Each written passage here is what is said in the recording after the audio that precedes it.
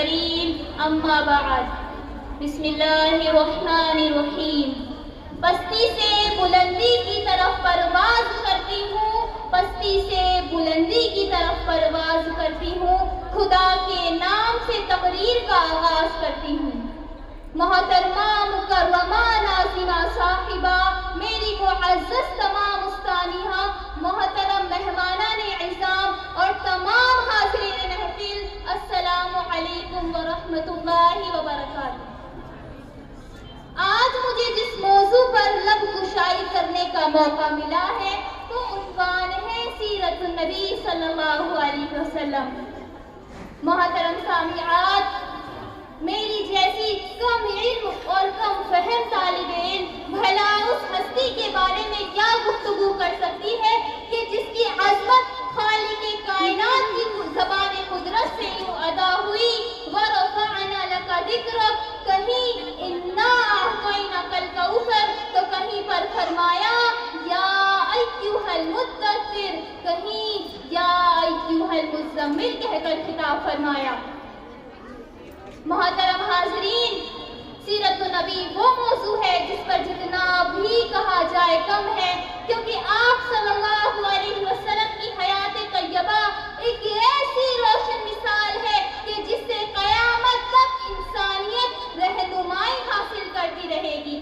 یہ تو وہ موضوع ہے جسے بیاں کرنے کے لیے ساری دنیا کے درختوں کو قلم بنا دیا جائے، سمندروں کو روشنائی بنا دی جائے، زمین سے آسمان تک کے خلا کو اوراق بنا دیا جائے. اور یہ تو گمان کیا جا سکتا ہے کہ قلم ختم ہو جائیں گے، سمندروں کا پانی خشک ہو جائے گا، زمین سے آسمان تک کا خلا پر ہو جائے گا، لیکن میرے پیارے نبی صلی اللہ علیہ وسلم کی سیرت پاک مکمل نہ ہوں گی.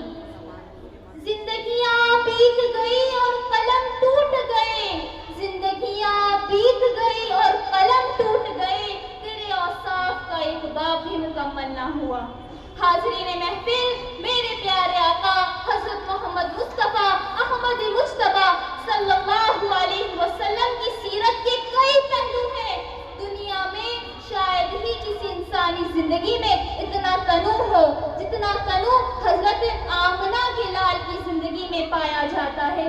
آپ کی زندگی کا ہر پہلو اتنا پرکشش اور اتنا خوبصورت ہے کہ یوں معلوم ہوتا ہے کہ آپ کا یہ پہلو بے مثال ہے، اور انسان فیصلہ نہیں کر سکتا کہ کون سے پہلو کے اعتبار سے آپ کو بے مثال کہوں، آپ کے بچپن کو بے مثال کہوں یا آپ کی جوانی کو بے مثال کہوں، آپ کو سادگی پسند فرما روا ہونے کے اعتبار سے بے مثال کہوں، آپ کو اخلاق کا اعلیٰ نمونہ ہونے کے اعتبار سے بے مثال کہوں، آپ کو سیرت و کردار کے اعتبار سے بے مثال کہوں، یا آپ کو حسن و جمال کا اعلیٰ نمونہ ہونے کے اعتبار سے بے مثال کہوں. وہ ذات جو ہر شعبے میں ہے بے مثال، وہ ذات جو ہر شعبے میں ہے بے مثال، اس ذات کی مدح سرائی کرنا محال ہے. بہت بڑی دولت ہے میری عزیز ماں بہنوں، میرا اور آپ کا ایمان ہے کہ ہمارے جسم پر اتنے بال نہیں جتنے ہمارے نبی کے ہم پر احسانات ہیں. ہمارے جسم کا ایک ایک روحا طرز رسالت میں جکڑا ہوا ہے. خدا شناسی تو دور کی بات، اگر اللہ کے نبی دنیا میں تشریف نہ لاتے تو ہم خود اپنی ذات سے بھی آشنا نہ ہوتے. تاریخ عرب پڑھو، کیسا زمانہ تھا اللہ کے نبی کے دنیا میں آنے سے پہلے.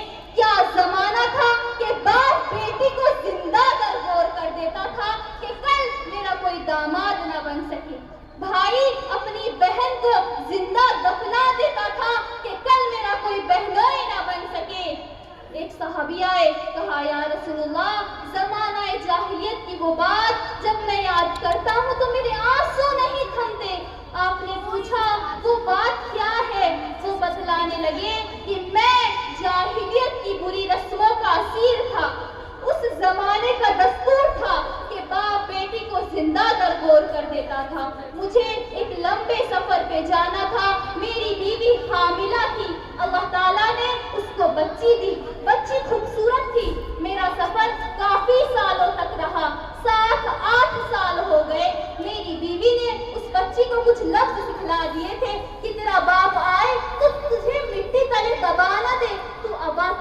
کہہ کر اسے چمٹ جانا، تیری میٹھی بھری زبان سن کر کہیں اس کے دل میں رحم آ جائے، وہ تجھے گلے لگا لے، تجھے دفن نہ کرے۔ 7 سال بعد جب میں گھر گیا، آنگن میں بچی کھیل رہی تھی، اس کی ماں نے کہا یہ تیرا باپ ہے۔ وہ بچی آ کر میرے چمٹ گئی اور کہنے لگی ابا جان کتنے عرصے سے آپ کی صورت دیکھنے کے لیے ترستی تھی، آپ کہاں چلے گئے تھے؟ میں نے بیوی کو ڈانٹا کہ تو نے اسے کیا سکھلا دیا کہ تو نہیں جانتی ہم جاہلیت کی بری رسموں کے قیدی ہیں، ہمیں اسے زندہ درگور کرنا ہوگا۔ جب صبح 12 بجے کا وقت ہوا میں بچی کو جنگل لے گیا، میں نے گڑھا کھودا، وہ بچی معصوم ہاتھوں سے مٹی باہر نکالتی تھی، میری پیشانی پر پسینہ آتا تھا، وہ بچی معصوم ہاتھوں سے میرا پسینہ پوچھتی، اسے نہیں پتا تھا کہ یہ گڑھا اسی کے لیے کھد رہا ہے۔ جب گڑھا کھد گیا تو میں نے اسے دھکا دے دیا۔ وہ بچی کہنے لگی ابا جان میرا قصور بتاؤ، اگر دفن ہی کرنا تھا تو پہلے بتا دیتے، میں امی کو آخری سلام لے آتی۔ ابا جان میرا قصور بتاؤ، اگر آپ کو مجھے دنیا میں دیکھنا پسند نہیں، میں ساری زندگی جنگلوں میں بسر کر دوں گی، کبھی آپ کے سامنے نہ آؤں گی۔ میں نے اس بچی کی ایک نہ سنی، میں مٹی اندیڑتا گیا اور میں نے اسے زندہ درگور کر دیا۔ اللہ اکبر۔ میری بہنوں کیا زمانہ تھا، باپ بیٹی کو زندہ درگور کر دیتا تھا، بھائی بہن کو زندہ گاڑ دیتا تھا۔ آج کئی باپ مزدوری کرتے ہیں، کئی بھائی اوور ٹائم جاب کرتے ہیں، ان سے پوچھا جاتا ہے کہ اتنی مشقت کیوں، اتنا کام کیوں کرتے ہو، تو وہ کہتے ہیں مجھے اپنی بیٹی کے، اپنی بہن کے ہاتھ پیلے کرنے ہیں۔ ارے یہ باپ تو زندہ گاڑ دیتا تھا، یہ بھائی تو زندہ دفنا دیتا تھا، یہ باپ کے دل میں، بھائی کے دل میں بیٹی اور بہن کا پیار کہاں سے آیا؟ بے شک آمنہ کے در یتیم کے صدقے میں آیا۔ کیوں نہ کروں میں اظہار عشق نبی، کیوں نہ کروں میں اظہار عشق نبی، یہ جو سانس چل رہی ہے صدقہ میرے حضور کا ہے۔ اتنی بڑی داستان ہے میری ماں بہنوں، تاریخ عرب اٹھاؤ، وہ کتنی دردناک کہانیاں ہیں۔ ماں کا کیا مقام تھا اس زمانے میں؟ عکاس کی منڈی میں 3 سگے بیٹوں نے، تاریخ عرب میں لکھا ہے 9 درہم میں اپنی سگی ماں کو بیچ دیا۔ سوتیلی مائیں وراثتوں میں بٹتی تھی۔ اللہ کے نبی صلی اللہ علیہ وسلم نے جنت کو اٹھا کر ماں کے قدموں میں رکھ دیا۔ آپ علیہ السلام فرماتے ہیں کاش میری ماں زندہ ہوتی، میں مصلی پر ہوتا، عشاء کی نماز شروع ہو چکی ہوتی، میری ماں کو میرے ساتھ کوئی کام یاد آتا، وہ کہتی بیٹا محمد، میں ماں کی خاطر نماز توڑ دیتا، کہتا جی اماں نماز بعد میں پڑھوں گا۔ ماں راضی تو اللہ راضی، ماں ناراض تو اللہ ناراض۔ عملاً بتلایا حضرت امام الانبیاء محبوب کبریا صلی اللہ علیہ وسلم تشریف فرما ہے، ایک برقع پوش عورت آئی، آپ نے اپنی رحمت والی چادر اتار کر زمین پر بچھائی، اس مائی کو بٹھایا، کھجوروں کا میٹھا پانی تیار کر کے انہیں پلایا۔ جب وہ مائی جانے لگی تو دور تک انہیں چھوڑنے گئے۔ پوچھا یا رسول اللہ وہ خوش نصیب مائی کون تھی؟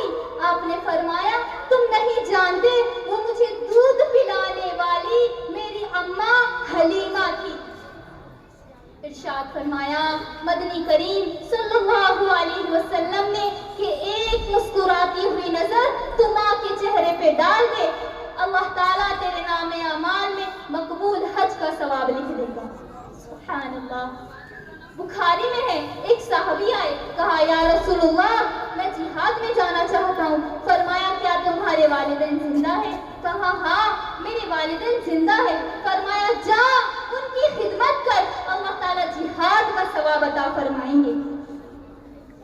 آج ہمارے دلوں میں ان کا احترام باقی نہیں رہا۔ باپ بوڑھا ہو جاتا ہے، کہتے ہیں تیرے میں عقل نہیں رہی۔ آج کتنے نوجوان ایسے ہیں جو کہتے ہیں کہ میرے باپ سے نہیں بنتی۔ ارے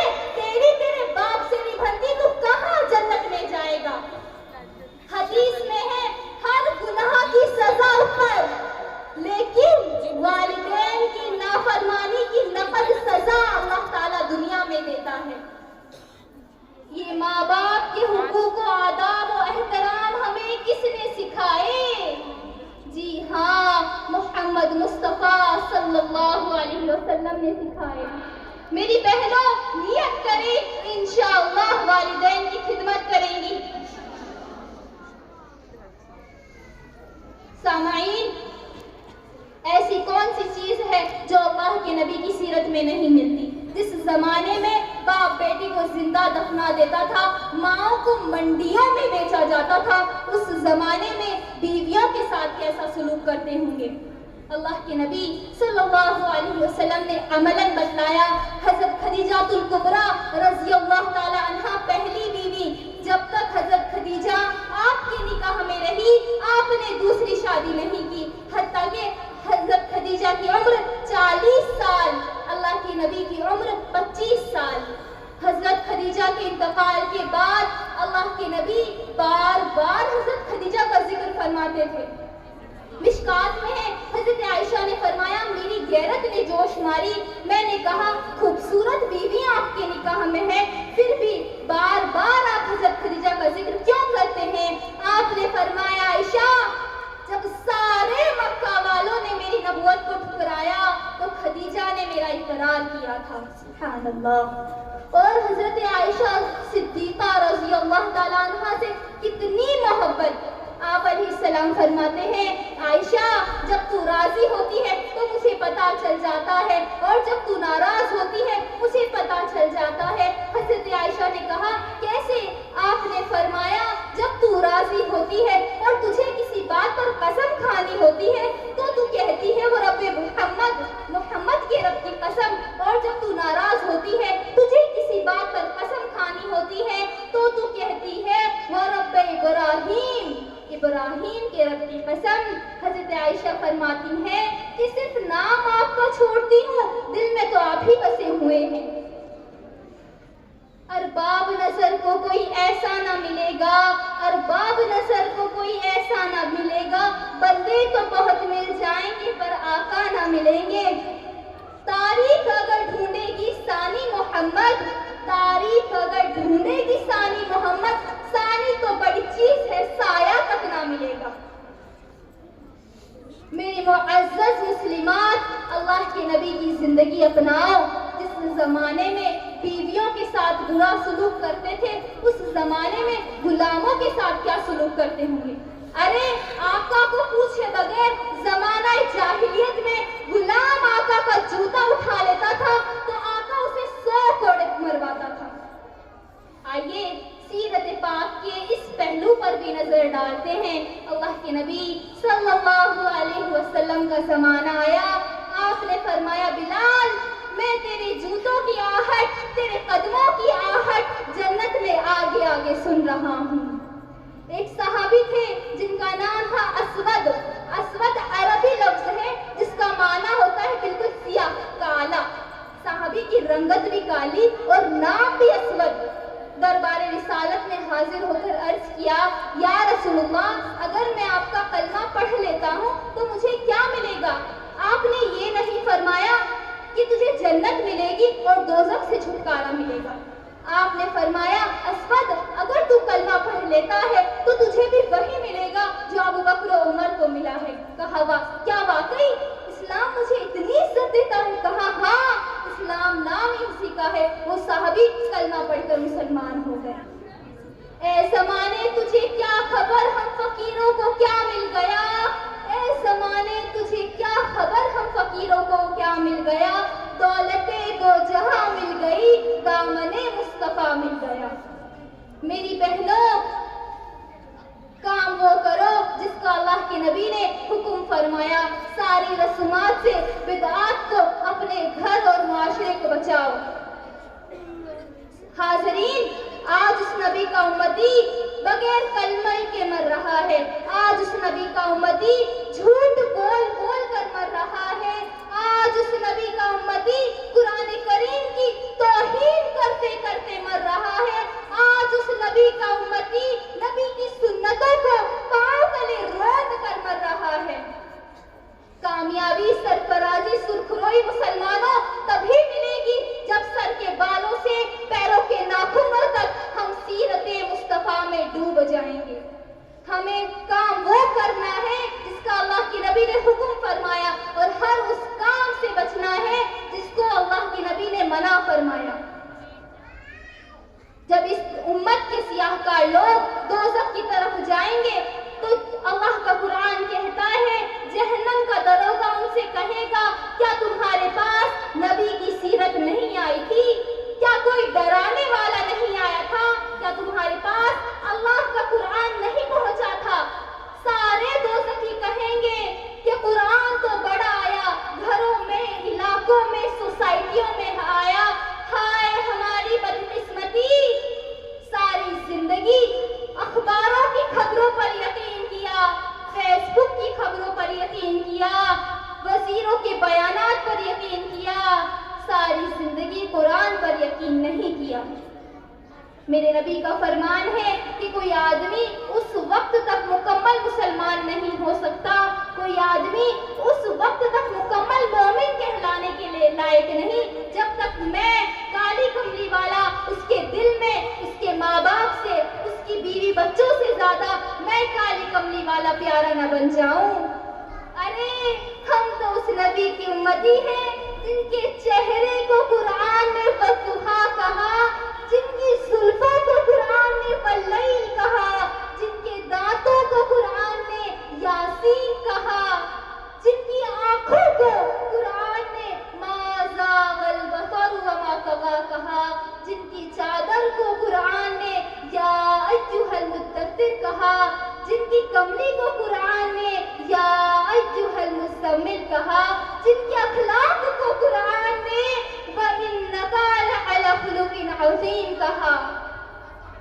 سلام اے سر وحدت اے سراج بزم ایمانی، سلام اے سر وحدت اے بزم ایمانی، رہے یہ عزت افزائی، رہے تشریف ارزانی، تیری صورت تیری سیرت تیرا نقشہ تیرا جلوہ، تیری صورت تیری سیرت تیرا نقشہ تیرا جلوہ، تبسم گفتگو بندہ نوازی کھندا پیشانی۔